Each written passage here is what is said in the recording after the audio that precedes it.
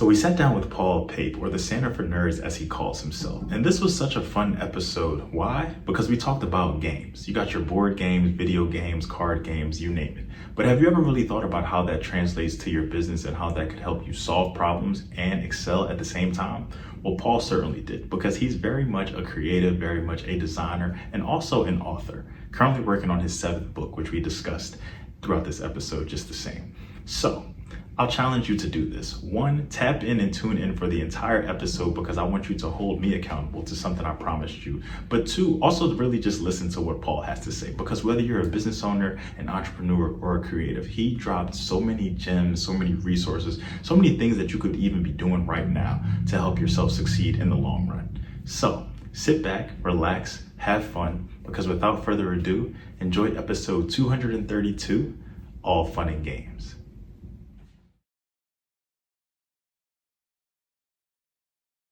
What's going on, everybody? Welcome back to another episode of the Down to Business podcast here with Tamar Turner. Look, a new month, it means new content. We are moving and grooving, as I spoke about in my most recent episode prior to this one. I'm just excited. I know that we've had a lot of people kind of just wondering when the hiatus was going to end. I was telling you guys 1 month, it wasn't happening the way that I thought it was. Life was just doing what it needed to be done. So it taught me a few things. It taught me to stop putting deadlines on things, stop telling people what we're going to do, and then just do it. Just give some teasers in there beforehand. But no, welcoming everybody back, welcoming Paul to the show. Very excited. I hope we're gearing up for summer. It's just different when the sun is out. My birthday is not too far. So it's just all things just good that are just happening in the world. But no, really have to give a big shout out to Paul once again for connecting via Pod Match, which Alex and Alicia have just been amazing with putting everything together on that platform and just making things easy for podcast hosts and podcast guests. So I'm very excited for, obviously everybody tapping into this episode, but really excited for my creatives on this one. Really excited for my gamers, for my people listening who want to just look at things from a different perspective, a different mindset, but really just simplify it and still grow and scale and all the things. So before we get into everything, before I let Paul just, and the background is real, y'all, by the way, just so that for all my visuals that we've already discussed it, we've talked it. I love it. So, but before we get into all things as to what Paul does and why he's here to talk to us today, Paul, just do 2 things for me. 1, just tell us a little bit about yourself. And then 2, just tell us what brings you on the Down to Business podcast today.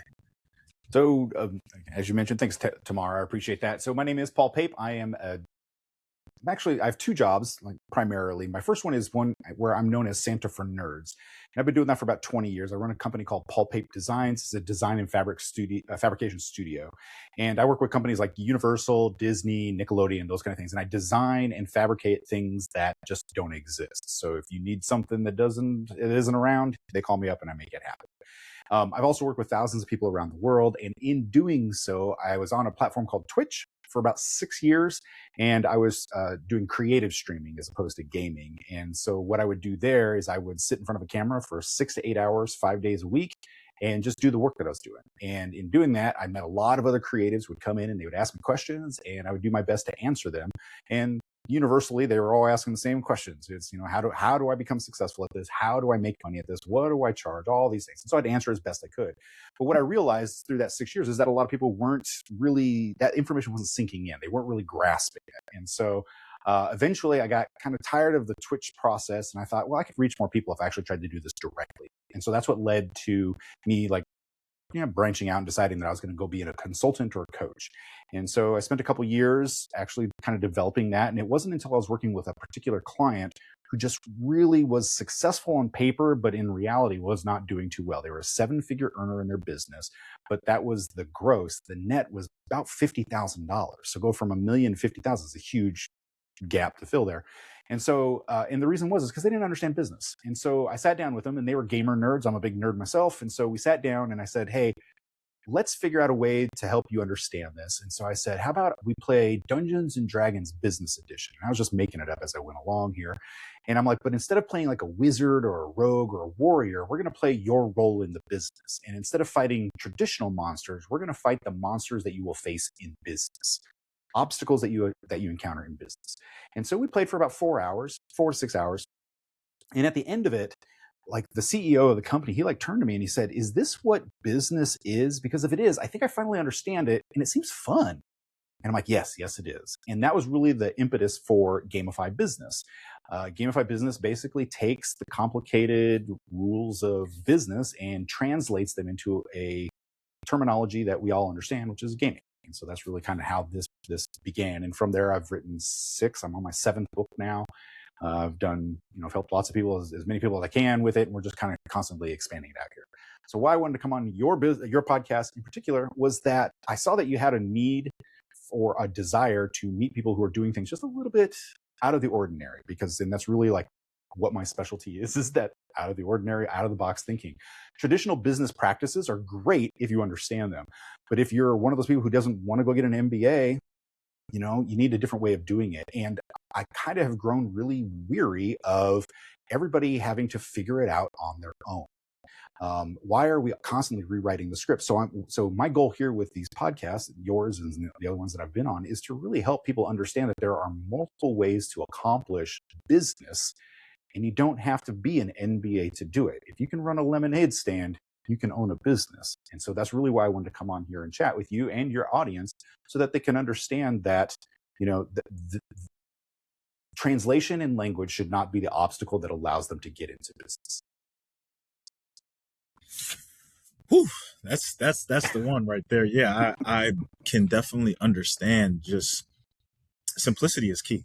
Less is more. I've spoken on so many different episodes as I'm repurposing my content. Now I realize that sometimes I say a lot of the same things over and over again, but I love that, just because it goes to show that whether we're sitting down and talking to somebody in real estate, whether we're sitting down talking to somebody in music and clothing and consulting, you name it, all the lessons, essentially all what you're going to learn, all of that journey and that path, it all boils down to the same things, to the same concepts, to the same principles, to really just that mindset. And really, just as you said, if you can kind of shift it and get somebody who had no understanding of it before, or who had some understanding of it before, in some cases, but wasn't necessarily growing the way they wanted to, they can now just look at it something as simple as like a video game or a computer game or a board game, and now just scale their whole business around it. I think that that's so impressive. So I want to rewind a little bit, though, because I before we get to the part of this framework of what you really offer, of how you allow people to grow, to scale, to make it very easy for them, where were you along your business journey? Where did that spark kind of occur for you? Because there had to be a point where you were just like, okay, I feel like the wheels are turning. I feel like I'm on this hamster wheel. I feel like I'm making things happen. But essentially, the results are not really what they could be or what I aimed for them to be. So at what point did you kind of realize, hey, like, I can mix gaming and I can mix business, two things that I feel like I can do very well, and I can really just put them together. But not only that, then move that and help others. I think the biggest thing was when I was doing Pape designs, the crux of my business was customization. I don't make a product and then sell one product. I customize every single thing that I've done. And I've done that over 3,000 times in my career here. 3,000 completely different products for the customer. But what I realized about 12, 13 years into that 20-year stint was that I was letting the work speak for itself. I was behind the work. I was hiding, basically. And what I noticed was that I was having a real hard time pushing past that ceiling, that glass ceiling that we all put in place, of getting to the next level. And it actually took somebody saying something kind of off the cuff to me one day. He said, everything that you do looks really professional, but the problem is that it leads to comparison. People can see your work and then they compare it to someone else because they don't know who the person is behind it. And so he's like, you should really step out from behind the camera and behind the work and actually like sell yourself, quit selling your stuff. And I was like, I'll give that a shot. Why not?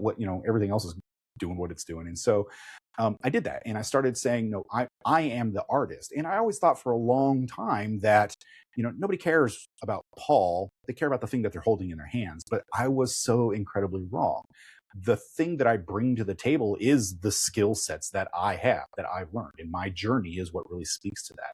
And so that was like the really big turning point for me, was that recognition. And then when I started trying to help other people, and for about 3 years, I was a college professor when way back early in my career. And I noticed when I was speaking with these students, and I literally had been a student not too long ago. I just graduated out of grad school and I was like, oh, sure, I'll take this teaching job for a bit. What I had noticed was that I was not communicating well to them. I was speaking a language, even though they were learning the exact same subject that I was teaching, that I had been trained in, they were not understanding what I was saying. And there was a translation issue happening.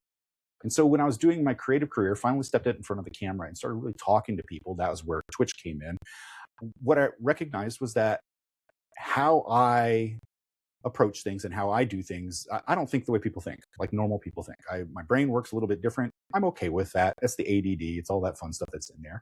And so what I had to do is I had to figure out ways of communicating my ideas so that other people understood them. And so I picked up the skill of being able to translate complicated things into things that people understand. And not just in gaming, but just in life in general. I love talking in metaphor and similes. Like if I can compare something to something else that people understand, great.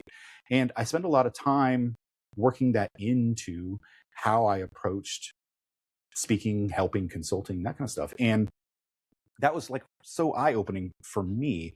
And that was really what was the spark that helped me to realize that, there's opportunity here in expanding a business, to getting further along in business, to doing more with it, is less about hustling for the money and like kind of seeking the fame and fortune, and more about actually being the person who can be helpful.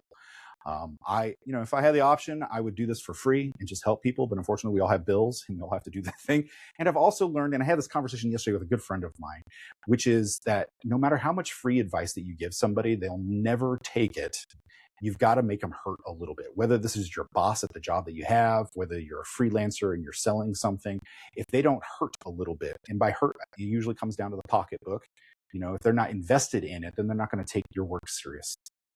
And so combining those two things, the translation and the ability to, inflict a little bit of pain so they pay attention, that's really what's helped me to step this forward and move the needle in that direction. Almost like that accountability factor in a sense. I think about how many, as people call it, a lot of people, YouTube University. And you think about a lot of the resources and things that you may read or take notes on. I'm a notepad and like notebook fanatic. I have notes of I could literally probably pull out some notebooks and I'm like, wow, I remember when I had that idea. I remember when I started that. I remember when I went into it. And I remember, and it's funny too, because a lot of those notes always kind of end or die out around the payment part of things, or around the investment or the pricing or the memberships. And then you're just like, okay, well, on to the next one. I'll figure this out, or I'll come back to that and I'll do that. So I do definitely agree that when you put forth your money towards something, personal, business, anything of the sort like that, it's like, okay, you dial in just a little, because we've had those times where, well, I'll speak for myself. I've had those times where I pay for things or I signed up for a membership and the first 30 days go by just like that. And I'm like, wow, the payment already came out again. And I haven't even really got the ball rolling like the way that I wanted to. So as you said, once you inflict just a tad, a little bit there, it'll get you there, especially if it's something that you want to do. But I love hearing that just growth. And I love hearing just that mindset, because I feel like sometimes when people veer away from the norm, they almost look at it as like a penalty to themselves. But no, you found a way. You were basically just saying, hey, it's nothing wrong with thinking different. If anything, why don't I use that to my advantage? Because there are so many people who think along this same line. And if I come kind of around it, but I can show you how to without having to go through every single hoop and ladder, I think that that's important just the same too. And especially to look at it from something that is a passion of yours just the same. Now, I want to kind of go back to the Twitch days a little bit. I'm familiar with Twitch more so from a lot of my friends game on there, and that's kind of just what they do. And I've supported them and I've tried to get them to the affiliate status and everything of the sort like that. When you were on there, when you were kind of developing your community, did you find that to be more beneficial or just as beneficial as like word of mouth or what you were doing on other social media platforms? Did you feel like for what you were doing, Twitch kind of gave you a competitive advantage? That is a really good question, Tamar, and I don't think anybody has ever looked at it from that perspective. So thank you for that question. The answer is kind of tricky because Twitch is a consumption device. You go there to consume. You don't really go there. You're not there for. It's not an education. It's not a university. You're not going there to learn. And that's why they say about 80% of it is gaming. You go there to watch somebody else play a game. The 20% that does something different, talk shows or art or whatever, they're trying to do something a little bit different. And I think for me, Twitch actually started because I was feeling a little bit lonely sitting in my studio working all day long with nobody around to talk to. So I was like, I just want somebody to chat with. Now, when I started building my community, what I realized is that it was more like, instead of it leading to better leads, to more business, those kind of things, and social media actually does a way better job than Twitch did. What I found, it was this kind of like lighting a beacon, and people like other creatives just started coming to me. And it was more the community of other people who were looking to see like how this can be successful for somebody. Like we're watching in real time somebody who is willing to not gatekeep, to give us information, and like we can see them working, we can see the stuff that they're doing. They're not just talking about themselves, but they're willing to help us out. And so it became more of a beacon, and the community that I built around it was very strong and still is. I've still got about 2,300 followers in my Discord because of it. And so they're doing, pretty well. They all hang around, and it's more like it became like the world's biggest classroom, I guess, more than anything. But what's been nice about that is that then my expertise kind of bled out into it. And it did lead to work, maybe not necessarily from people watching me on Twitch, but maybe they knew somebody. So the word of mouth kind of traveled out there. Or if anything, it was, hey, this guy really knows what he's talking about. So we know a friend of a friend of a friend that really could use this help. That big client that I was talking about before, I was doing the 7 figures, but not doing really well. They actually found me on Twitch, but not during one of my lives. They were basically chased into my stream through lots of different means. When you're done, you raid out, and it was like a raid into a raid into a raid. And they found themselves in my stream. They didn't know me, anything like that, but they heard me mention just kind of like off the cuff about how I help creative businesses. And they sat on that information for 13 months before they actually contacted me, which is, yeah. And so I think that was the bigger boon for it, is there was no immediate return on investment. There was no ROI there. And what's funny when you talk about Twitch is I went to TwitchCon a couple of times. And I remember the first time I went there, I went in and I was wide-eyed. I was like super excited because I got to actually meet some of my fans, but I was riding the escalator up to the second floor to go to the creators, the artist alley is what they call it, and go see some of my peeps.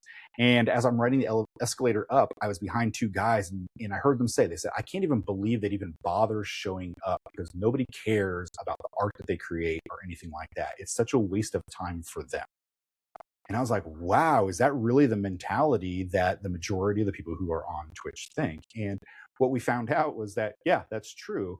But if you look at any of those channels, they've got emotes, they've got splash screens, they've got all of this detail around them that's made by creatives. And yet they want to bypass that really quickly because they're being more successful in viewership. But I'm like, but what you don't understand is that we're creating the platform.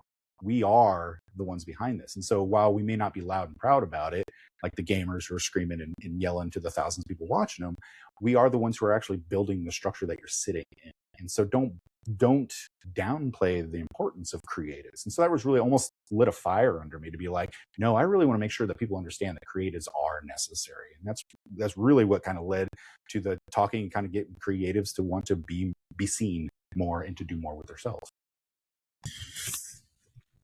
That's so interesting because as you were kind of just running through that, now I think about I really like the analogy that you talked about, like almost lighting a beacon, and the right people found you. They saw that, like, there could be lights anywhere, but you found that particular light. That one kind of drew you in a little bit. But now that I think about it, a lot of these platforms have not really changed much. It's the creators that bring the excitement to it. It's the creators that when you're clicking on there and, oh, this reel looks really good. YouTube interfaces essentially remain the same for quite some time. If it's not broke, don't fix it type of thing. But if I can go on here, I could spend weeks off of YouTube, but then I find a new maybe show or a new person, or I'm scrolling social media, and now I'm on here like every day or every second. I have notifications on, I have different things like that. So as somebody who was literally only getting on Twitch for their friends, that literally just makes sense to what you were saying. I would never, there was at one point I didn't even have an account. I think I was just joining people's thing as a guest and just kind of just watching idly. So they might not have even known that I was on there. But some of y'all, yes, I definitely was on there. I just didn't have my account set up right away. I was supporting for sure. But now it really makes sense. It's just like, well, I wasn't really getting on there for Twitch itself. I didn't even have the app on my phone. I was 9 times out of 10 going through the external browser. But because I knew somebody that was on there, because I knew somebody that was kind of up my alley, even podcasters I was watching on Twitch at one point. So that really that kind of lit a fire under me a little bit now, because it's just like, wow, like are these platforms are not really doing anything out of the ordinary. We're not getting on Instagram because, oh, we just love the way the app looks and we love the interface. If anything, we're complaining about it now, but we get on there to see our friends, to see moments, to see videos, to laugh a little bit, to celebrate, to do whatever. So that's, wow. I love that. And now I'm thinking about Twitch. Now I love just community. And I think that you kind of spoke about that in the Yep. people who I like to connect with a little bit. I like niche individuals, but I like-minded individuals as well who are in that community, who are in that realm, who are in that zone. All right. So with the creative mindset, I feel like that creatives are definitely wired differently. I consider myself a creative. I definitely am just not your by the book person. But when it comes to business, there are so many books, there are so many blueprints, there are so many rubrics, guidelines that a lot of these companies, whether they be Fortune 500, whether they be your local business owners or entrepreneurs, naturally, if they read a book or if they believed it to be true from the internet or what they saw or somebody else emulating it, that's naturally what they want to do. Now, with you, being that you're kind of coming in most cases and telling people to switch up your thinking a little bit, keep this open-minded a little bit, but this is their business, this is something that they were told to do X, Y, and Z, and you're kind of coming there and say, hey, well, let's start at QRS and then maybe even go back a little bit more to ABC. How do businesses, especially for some of the ones that you've worked with both in Paul Pape Creative Services but also with Gamify, how do they kind of adjust and adapt to your framework versus what they know? Okay, yeah, you kind of hit the nail on the head on that one. And yeah, I like to qualify people into two categories. You're either a linear thinker or you're a cloud thinker. Creatives are cloud thinkers. Instead of A, B, C, D, it's A, F, Q, squirrel. We're everywhere. It's like, that's just how we think. And so to take somebody who thinks like that, who's all over the place, and say, cram them into this box and say, you have to learn this particular way, it is a struggle. It really is. And some people will do it. They'll force themselves through it, but they hate it. And then they kind of it loses the luster. They don't have the drive anymore. But going back to your question here, it's like, how do they handle it? Not well. It's like, I mean, I'd love to be like, no, I come in there, they love everything that I say. But the reality is people hate change, hate it. Okay. But if you're in a position in which you're hiring a consultant or a coach or something like that to change stuff, you are at a position where you already know things have to change. So I'm going to blow everybody's mind here and just say something that needs to be said, but a lot of people don't, is that the rules in which we live by were created by someone long ago to basically curtail something into their favor. Okay. It's not written in stone. Every rule, every business that I've worked with, I say, what are your parameters? What's your rule book? And then we're going to push on every single one of them. We're not going to break the rules, but we're going to push on them as far as we can to make sure that they work for us. If you've ever had a job in which you've watched a training video, I'm sure we all have at some point, you sit there and you watch somebody and you're like, oh, this is the most boring thing, or it's horribly acted or whatever. Typically what happens there is that somebody is really impressed with the way somebody does a job. They're like, we'll call that person Carol for now. So the boss comes down and goes, Carol, you've done a really good job. And we're so impressed with how you figured out how to do this. We would love for you to create a training video so that when you retire, when you're gone, we'll be able to fill in that position doing exactly what you're doing. So Carol's thrilled because they're like, hey, they really appreciate me. So they go ahead and they do this training video. They write it all up and say, this is exactly how I do it. And then the next person, we'll say John comes in. John comes in, he's going to fill Carol's position. The problem is John's not Carol. Carol does a lot of things that are like nuanced and whatever that work really well for Carol because that's the way she's pushing on the rules. John doesn't work that way. And so now John will spend the first 6 to 8 months trying his best to be Carol, but at the same time, he's itchy. He's like, this isn't exactly what I want to do. And so he'll slowly start to push on the rules in different ways.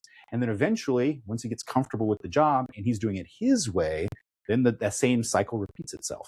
So when I come into a business and I'm talking to them, I'm not coming in there to be a disruptor. What I'm trying to be is I'm trying to let them understand that the rules were not written for them. If they bought that book off the shelf, that worked really well for that author, but it doesn't necessarily mean that every bit of it will work for you. So let's find out how things work best for you. And that's typically where the translation comes in. It's like, okay, so what is it that you're doing that you really enjoy doing? What is it that you are really struggling with? Can we translate that? Can we twist it? Can we push it a little bit so that it fits better with how you personally approach the business? And that's really the answer there.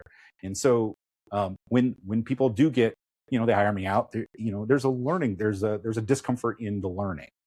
But that's why with Gamify specifically, we try to make it fun. Fun is the underlayment of the entire company here.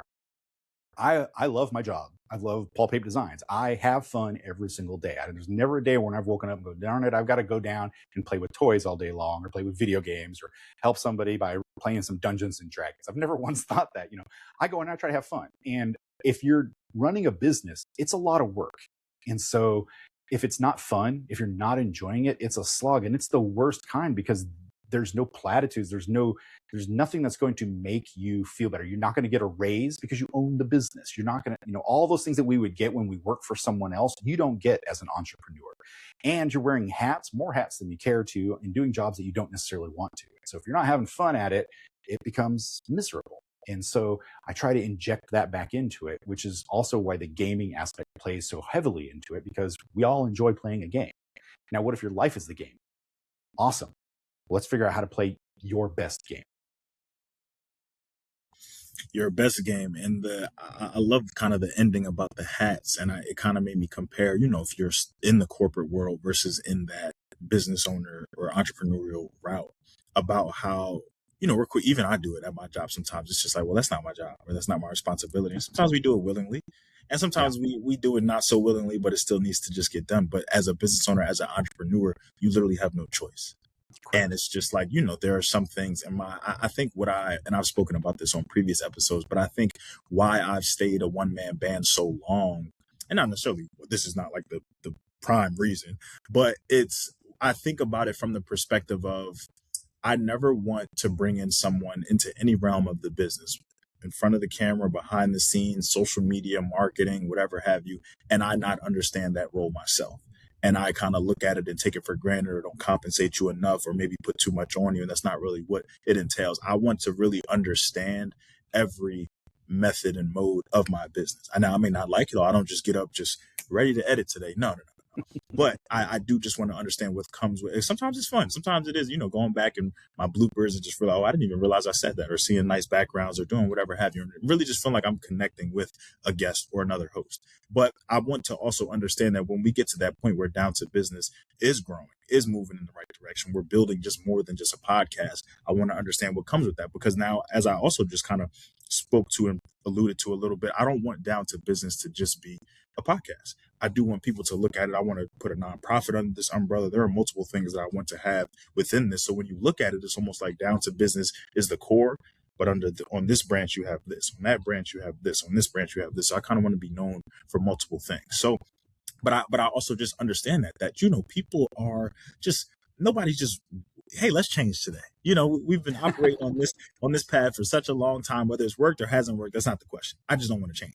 I'm just not with that, I'm reluctant. And sometimes seeing is truly believing, especially in business. And even when people see it, it's just like, okay, well, now I need to see it consistently. And now I need to really see it happen over and over and over again. You even spoke about, a 7-figure earner, or person that was 750. Yeah, they were earning 7 figures, but only taking home about 50,000 of it. And, to some people that may just, wow, like you hear that from a business, you hear that in multiple ways. Like somebody may hear that and realize, well, I've never touched 7 figures a day in my life. Some people may hear that, hey, I've never even touched really 50,000 at the end of a month. So what am I doing there? What could I be doing differently, or what could I be doing better? And they may even look to adopt that person's mantra, or adopt that person's mindset. But the whole time that person is really doing themselves a disservice. So kind of makes me curious about when businesses come to you, when companies come to you, when CEOs come to you, would you say that there is a focal pain point? Are there pretty much similarities in what they're all looking to do or looking to change, or does it kind of vary depending on maybe the industry or who's in charge or what it is?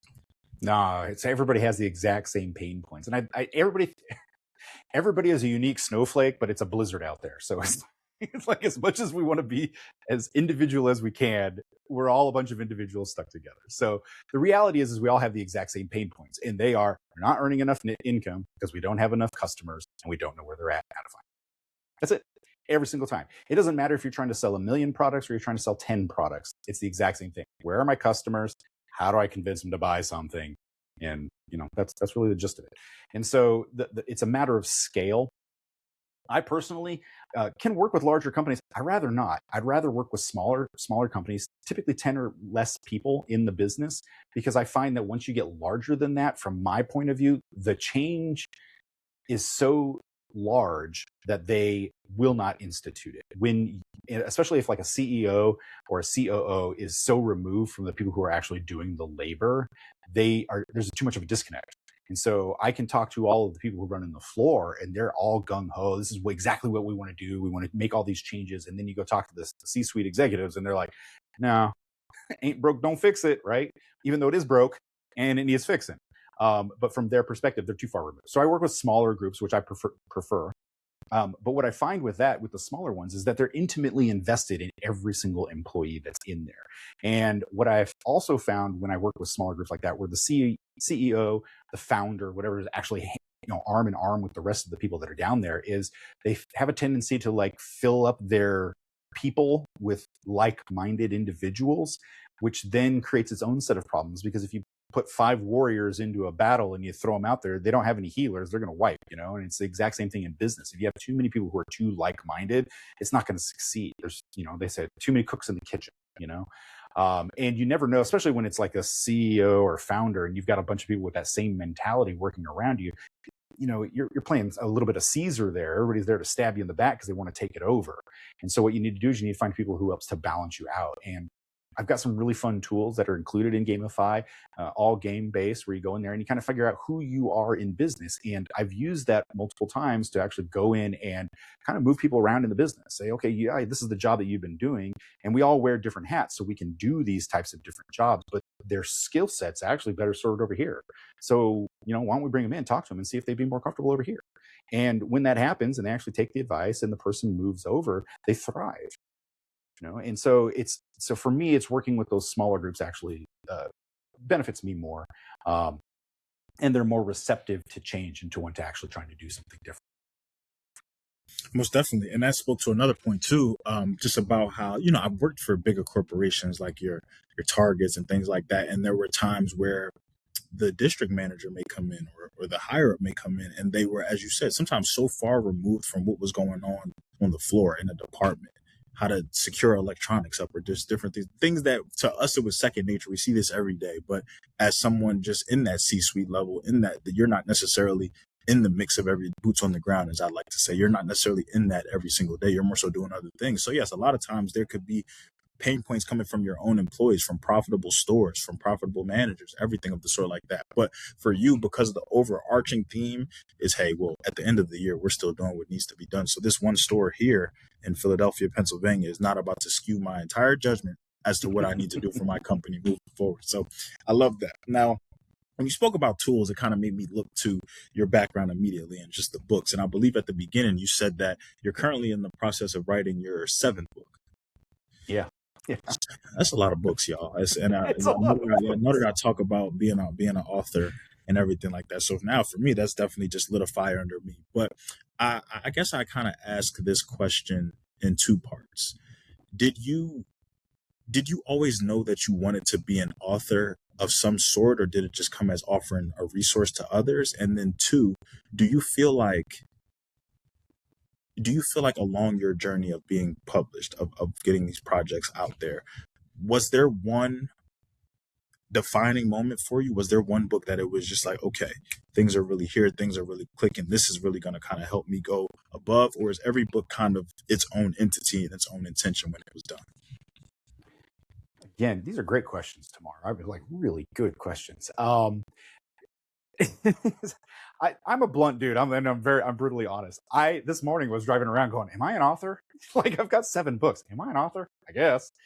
No, never set out to do this. Never in a million years. And what's funny is, like, I feel more comfortable with a paintbrush or a sculpting tool in my hand than I ever do about writing. But what it was I found myself in a position, I'm like, I can only talk to so many people in a day, in a year, in 10 years. And I'm 50 years old, it's like trying to get, it's like, how much longer do I have to do this? It's like, what's something that I can do that would help to move this forward or to reach more people? And the answer was, put it in a book. Anybody can, if your book's in a bookstore, people will pick it up. And then, if they're interested, if that's what they're looking for. And so, and with Gamify Business, it's kind of based on Dungeons and Dragons. It's a role-playing game type of approach. And I loved when I was a kid growing up, and I would collect every single monster manual, Dungeon Master's Guide, Player's Handbook, all the different campaigns that you could go on. I loved collecting those and having those tangibles that I could hold rather than like a digital asset or something that was just lived online. And So when I set out to write, I was like, I'm going to write the Dungeon and Dragons version of business. And I want it to look like it belongs in that world. And so that's really what this book is here. This is the Creative Player's Handbook to Business. That was the first book that I wrote for gamified business. And what it is it basically takes you, Tamar, as a real human being and creates Tamar, the character, within the world of gamified business, so that you then become an adventurer within your own world. And so, but it has to be self-led, because if I'm not there to teach you how to do it, then you need to be able to go through it and be able to finish out the book, because it's a workbook essentially. What I also found is I have ADD, my son has ADHD, and so what I found is that we're scatterbrains, and so the book's actually written for people who do not think linearly; they think kind of all over the place, and so no tasks are repetitive. We try to keep everything light and fun, and they're goal driven. But as far as like a book that I think really spoke to people, it started with one book, but then it ended up being two. And it's this one here. Can I curse on your show? Is that okay? Okay. So this one's called Quit Selling Your Shit. And the reason it's called that is because, one, I wanted it to be so abrasive that you're like, okay, I need to pick this up and find out what it is. But the reality was that lesson that we talked about earlier, which was that I was selling my product and just like, buy my product, buy my product, buy my product. That's all I would ever say. But the thing is like, okay, well, if I said buy my book, well, there's billions of books out there, right? Like, and so there's this price comparison. So what's that book worth? Well, I try to sell that book for $20, but like, I can go get a paper book for $9.95, or I can go on Kindle and get it for $4 or $2. It's like, why buy yours?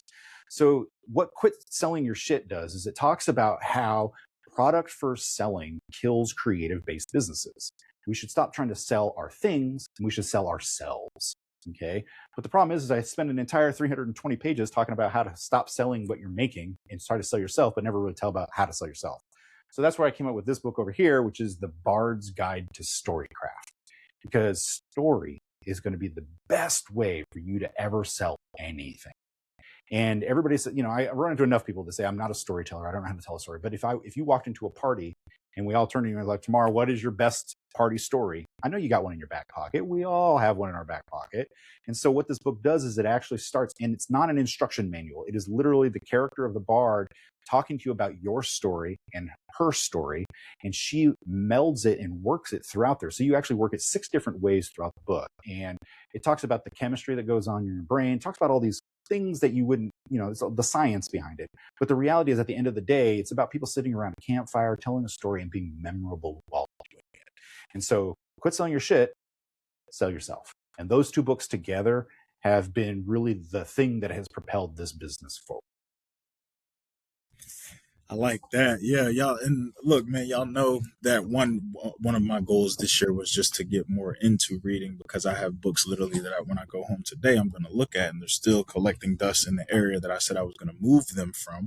So we're going to use this as a call out. So that way, when this episode is published, when y'all are listening to this, I will have finished one of those books, and feel free to follow up with me, make sure that I did it, but I promise you I will. And that's not going to be too long from now. So it has to happen. I'm tired of it collecting dust and moving around. But I do love how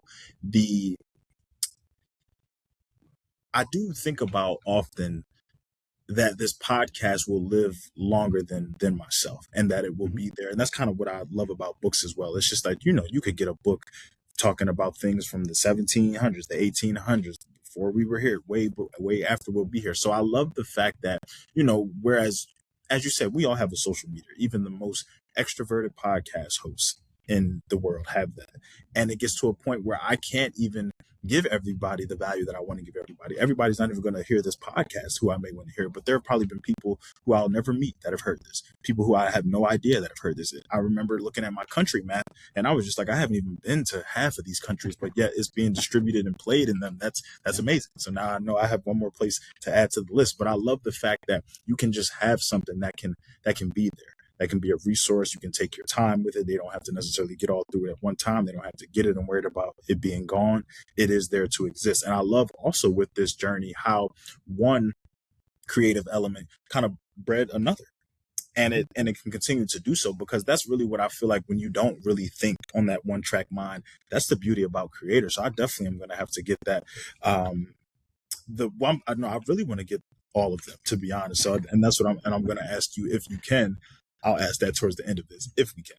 But I'm kind of just, I love the idea that, because I've gotten those books that are like activity based or goal oriented or goal driven, but it's just like some of the stuff you kind of get into it and you're just like, all right, like, I feel like I just did this in the last chapter. I feel like this is not really different. I need something that's going to have me looking at this here, but then, wow, I didn't even think about that. I talked about, because that's how my brain is. I could be on this podcast interview now, but then when I get off, I'm thinking about the event that we're planning in July for my birthday. Y'all didn't even know that. See, some of y'all didn't even know that. I'm just giving stuff out, but that's kind of where my head and where my mind is. So I feel like those kind of get me where I need to go. Now with this 7th book, I don't want to spoil too much. I don't want to reveal anything that doesn't need to be revealed. But are there any details that you can share? Is there anything that you can give to the people as to what to expect for number 6? Because they call it the lucky number 7. So what's unique about this one? Well, so I'm going to start with book number 6. Book number 6 was my first collaborative book because I am an artist by trade. I am not a financial wizard by any stretch of the imagination. I've made it work, but okay. What I did is actually work with a CPA, a certified public accountant, who works primarily with creative people, and we co-authored a book together within the world of Gamify. So I play the barkeep, which is typically what I play when you're on my podcast, which is the person who asks the right questions. And then I brought him in. His name is Christian Brim. He actually came in as the financial planner who allows us to really break down what and how to like really earn finances for us. Like, what does it mean? Like, and what I did is I worked with him. He wrote a book on it. And it was dry. We'll say it's the nice way of putting it. It's dry. And he's like, I need you to make this better. And so I started writing it within the world of Gamify, which is, again, translations, what I do best. And so he got the first few chapters back and he's like, this is so much better than my book. So that was the book number 6. That's my first collaboration. Book number 7 is a passion project of my own, which is the Monster Manual of Business. So in Dungeons and Dragons, there's a monster manual. I mean, you can read about all the liches and ghouls and dragons that are going to be within the world of Dungeons and Dragons. But in business, there's a lot of monsters out there as well, from like traps that we'll fall into to encounters that we're going to find that we have to get over. Some of my favorites are the Scope Creeper, which is something that if you've ever done any kind of design work, you know that they're just going to kind of keep layering things on top of you. And it's a silent but killer because you start to earn less and less because they're demanding more and more. That's one of my favorites. But there's also ones that are more existential. Like there's one for people with ADD minds that it's a decision ghoul, and it basically doesn't allow you to make a decision because it keeps showing you new shinies that you want to go on. So you kind of lose your track. And so that's the 7th book. It's a book basically that allows me to kind of show you in a fun way all the different creatures that you're going to encounter. But the reason I'm writing it is twofold. One, it's to make it entertaining and, just have another book up there. But the second one is when I do these live events, we actually do head-to-head gaming. And what we do is we find our groups within it, and then those teams go head-to-head. And I have it's a 2D side-scroller game that they each play, but inside of that are the monsters that you'll encounter. So the Monster Manual for Business is actually showing you some of the things, and then we compete with it as well. And so that allows the people to say, okay, these are monsters that we encountered in the head-to-head. We won, but what are the other things that we're going to run into? Well, here's a book that explains all of the pitfalls and creatures that you're going to encounter in your business.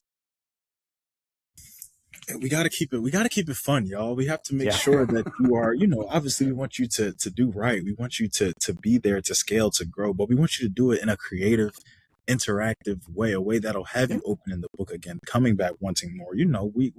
This is amazing. I really do love this because as I was just reading and going through the website, but listening to you speak on previous podcasts, I was just like, this is what, like, it just gives you a totally different angle, a totally different perspective, a totally different thing that if you even look at it and implement it, and I'm pretty sure if people are to buy your books now, even people listening, like, you could probably do something this week. Like you could probably do something maybe tomorrow or today. So I guess before we let people know like where they can find you, the books, the websites, everything like that, I guess to speak to the creators right now, to speak to the people who hear this episode in some capacity, what do you feel like is something that as a creative, I'm feeling motivated. I want different. I want new, and I'm not happy-go-lucky with change, but I'm not opposed to it if it's going to help me in the long run. What's something that I could be doing like right now, like this week, to really help me get to where I need to go? I mean, it's literally in the title of my book. Quit selling your shit, sell yourself. Like on all your social medias, quit hiding. Show the messy middle. It's amazing how much we want to present a polished, finished version of ourselves on social media. But once we get over it, because everybody does, nobody shows, we show the 10% of great that happens in our life and nobody shows the 90% of crap that happens to us. They just don't, because that's what social media does. But here's the thing, if you take that and you show something that is not typical, if you become atypical, you boost yourself so much higher. I do a lot of clips from these shows and stuff, and it's just me doing like little cute little thing. I say something that's poignant or whatever, and it goes out there and it performs okay. But when I go out there and I show some really messy stuff that I'm working on, if I'm showing the process, if I'm showing things that aren't doing what I want them to do, and I'm getting frustrated, I'm getting mad, it's the ugly part of business. We all encounter that. Nobody wants to show it. So if you're a creative out there and you're afraid, you don't know what to do, you don't know what's going to move that needle, step out in front of that camera. Show yourself doing the work. Show yourself struggling, but doing it, getting it done. That's going to change your life. Okay? Because as much as we want to hide the fact that we're imperfect, we all are. And so to be brave enough to show that to someone else is like putting on magical armor and grabbing the best shield and sword that you've got and going out there and defeating that dragon. And that's what we all need to be doing. Hope y'all saw what he did there too. But no, the messy middle, I really do. I like that because yeah, it's not all glitz and glamour. It's not all.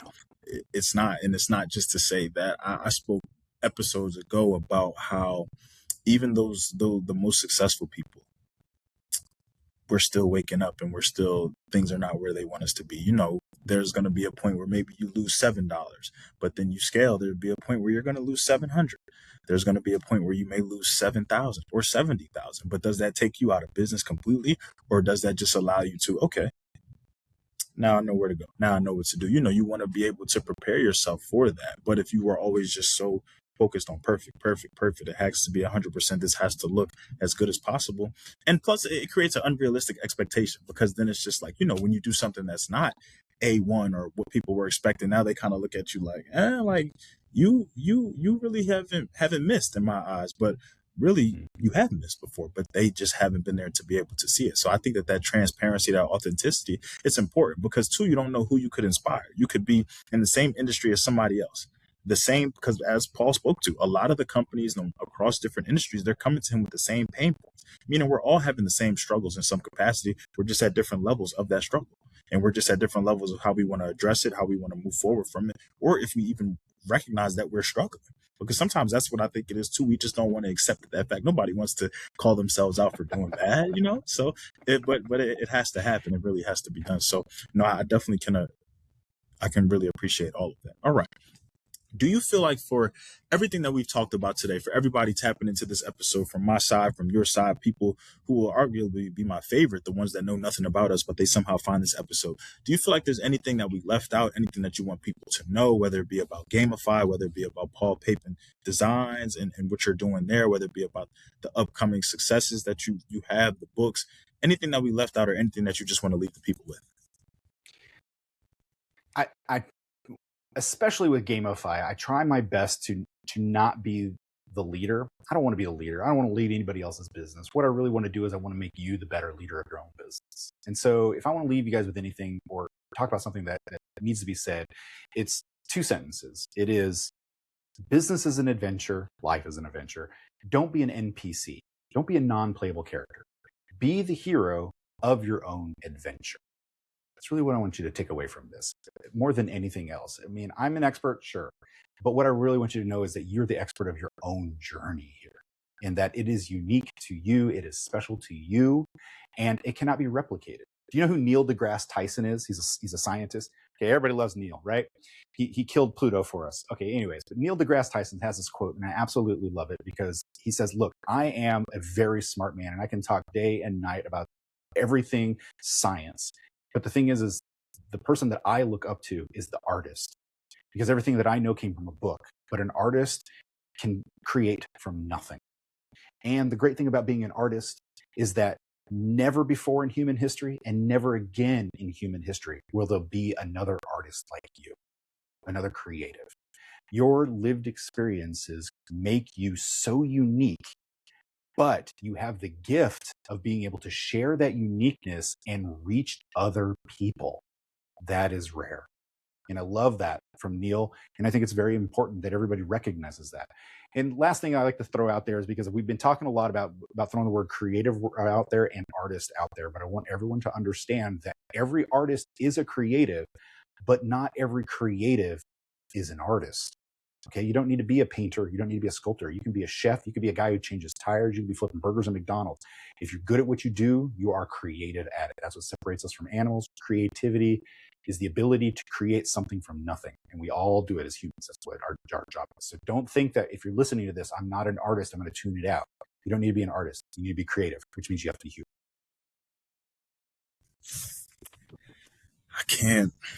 I can't really put, so we could have really ended the interview after your first reply, but I wanted to give the people some more. I felt like they just deserved that. As I said, we're on the brink of summer, and one of the best months of the year, July, is coming pretty soon. So, I just felt like I needed to give Down to Business the treat that they deserve. But no, on a very serious note, Paul, I really do thank you, one, just for wanting to do this. We spoke prior to hitting record today, and just kind of the research that you did on myself and the show and everything, and how intentional you wanted to be behind it. I think that is very important too. But two, just how you came on here today, and just the insights, and just what you allow people to just realize, and even the steps that people can take just from after listening to this interview. So I'm definitely tapping into all my creatives, my business owners, my entrepreneurs, even if it's not you, if you don't feel like this episode spoke to you personally, which it should have, because I feel like even if you're not even in that realm, Paul just gave facets of life today,